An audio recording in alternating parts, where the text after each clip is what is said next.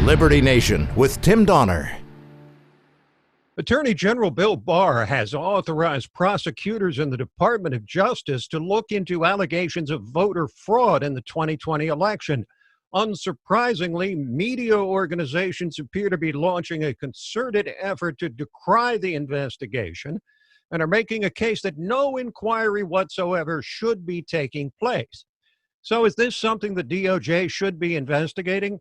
Or is it a Don Quixote impossible dream to believe there was sufficient fraud in the casting and counting of ballots to overturn the current projections and give Donald Trump a second term? Joining us to weigh in on these weighty questions and on the growing schism between progressives and traditional liberals in the House of Representatives is LibertyNation.com managing editor Mark Angelides. Welcome back, Mark. Hi, Tim. Thanks for having me on. Always great to have you back. Now, in his memo, Attorney General Barr said, quote, "Nothing here should be taken as any indication that the department has concluded that voting irregularities have impacted the outcome of any election," unquote. But this type of investigation is a somewhat extraordinary thing for the nation's top law enforcement official to undertake. Do you think it's because of specific allegations that have come across Barr's desk, or more the sum total of anecdotal stories forcing him to at least take a look into them for the sake of clarity, if nothing else? Well, it's not egregious for the nation's top cop to be looking into alleged crimes, especially as they do span the country. I suspect that he knows more than you and I know, that the media in general knows. And if it seems to him that what is happening is, let's call it systemic, as in it was a scheme that operated across multiple states, then he really does need to look into it deeply, for no other reason than to give the public back their trust and faith in the voting system. Because without that, we'll see chaos at every election. We'll see a drop in voter numbers. We'll see turmoil, the likes of which the country has probably never seen.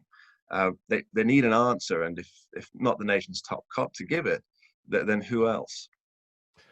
So which is a more apt description of the reaction among Democrats and their backers in the media, that they're trying to ignore this investigation and the widespread reports about fraud, or that they're fearful of what Barr might find and how it will hurt Democrats going forward to the 2022 midterm elections, even if the outcome we're seeing now is not overturned? I'd suggest that Democrats don't want any investigations to go forward because it casts doubt on the legitimacy of President Biden if that comes to pass. But in terms of trying to control the narrative that there's no need for an investigation, this is perhaps more a long-term investment for the Democrats. What they should be doing is supporting the investigation, cooperating, and then if it's found out that they did nothing wrong and that the electoral system is intact, then it would turn out better for everybody all along. So what needs to happen really is that the few regular voting anomalies that always take place from both sides, those need to be ignored, but then look at if there is any widespread fraud or corruption. These things need to be looked into. So for example, at the moment we've got questions about the Dominion voting machines. We've got questions about Maidengate. We've got questions about dead folks on voter rolls, or votes being counted or tabulated incorrectly, and of course votes not being canvassed properly or not being received properly. These are big things that if they're not looked into now, if they go uncovered, then the public will think, 2022, 2024 and beyond, these things could happen again and again and again. Why did the Justice Department investigator who specializes in election crimes suddenly resign when Barr called for an investigation of alleged election crimes? Well, I think that was as Richard Pilger. He says that it was in line with the award of his office, like the highest award his office can get, is to do with integrity and professionalism. And to me, that seems like a strange stance, because he's a prosecutor, he's a federal prosecutor. And if you consider what a prosecutor has to do, they have to the best of their ability, prosecute crime, same as their defender should, to the best of their ability, defend a crime. And if there is no crime, well, that's irrelevant. The chips should fall where they may. So to resign saying that this is about integrity, to me, that smacks more of bias and a lack of integrity. The terms unfounded and baseless being used by the media far and wide, along with my favorite term, without evidence, to discredit Trump's position that there's been widespread voter fraud. It's likely due to their own incuriosity or laziness, or refusal to actually examine what the Trump team is alleging in its legal pleadings. But what about all those sworn affidavits by witnesses? Is that not evidence?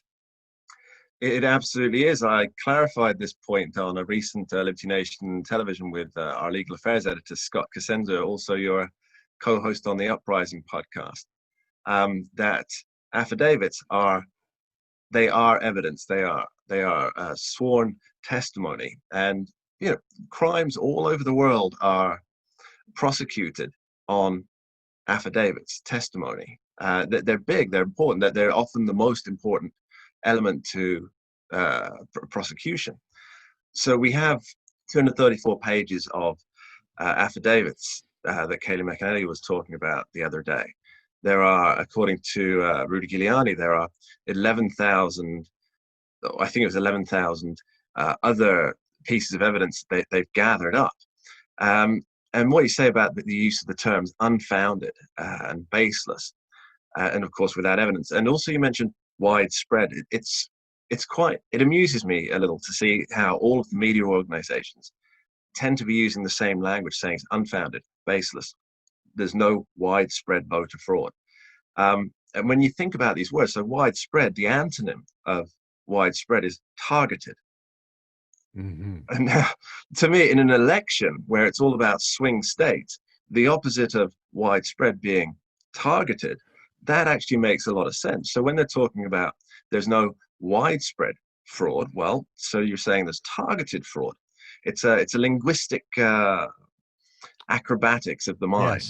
Yes. For them to use these terms, because in all honesty, they assume that everybody else is dumb, So or at least dumber than they are.